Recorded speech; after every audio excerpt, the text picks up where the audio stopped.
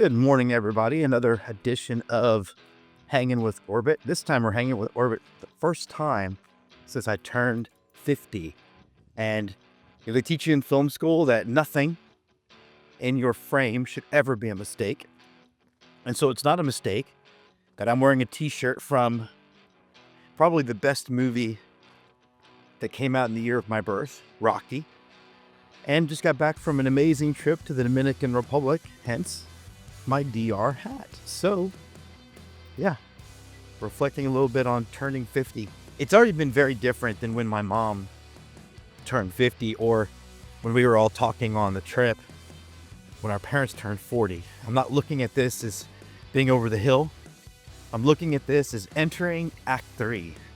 And if you're a screenwriter or just a movie aficionado, you know that Act 3 is always where the things get the most exciting. And I do recognize certain realities that it's highly likely that there's more road for me through the rear view, through the windshield.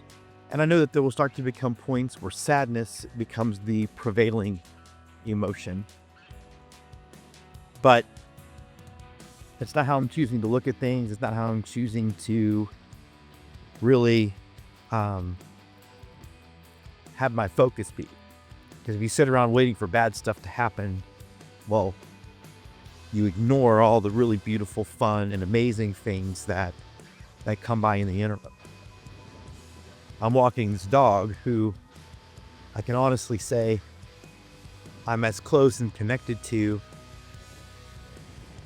closer than any dog I've ever been with. And I also know that German Shepherds live to be 12 years, and I know that he's 2. And there was a time when I would catch myself or could catch myself focusing on that part of it. But it's not how I'm choosing to do things. One of the things that my therapist always talks to me about, and yeah, I don't mind talking about being in therapy, is that I'm the kind of guy that has to have stuff to look forward to. And I'm the kind of guy that, does need to be around people to be happy. It's the thesis of the movie It's a Wonderful Life that to be rich does not mean you have a lot of money, it's that you have a lot of friends. You have a lot of people in your life that you love. And I certainly have that in spades. I was thinking about the trip and, the people who took the time out of their life to come with us. It's not a very cheap trip, but they wanted to come and be part of it. And I don't know where my life would be without Cedric or Mike. I'm so thankful to have new family members and Wendy and Boo who just had an amazing time. And not everybody that was supposed to come could make it. But it was still great to be connected with my brother Tim, my actual brother, who I love so much. And then my sister from another Mr. Lish. I feel so lucky to have people like that and so many others that I just feel a complete and total connection to. I'm feeling so good. I'm lucky that I've seen the first bluebonnets of the year. That means we get to get Orbit's pictures in some bluebonnets, which I'm looking forward to. But if a life really is measured by the people in it, the people that you love and the people that love you, I'm rich. I didn't even mention my wife, who every day, I say this about hyperbole, every day I feel like I fall in love with her all over again. And I do my best to live up to how I feel about her. I have an amazing daughter who I love so much, who's raising 2 incredible grandchildren. A son-in-law that I really do love and respect. I feel wealthy. The other thing my therapist and I talk about is I'm the kind of guy that needs to look forward to stuff. And so not only am I already planning our next couple of outings, including some celebrations for Jessica's 50th, but I'm also a guy who has to work.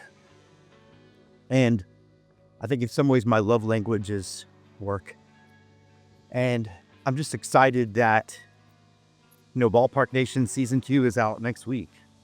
We start shooting Season 3 in 2 weeks.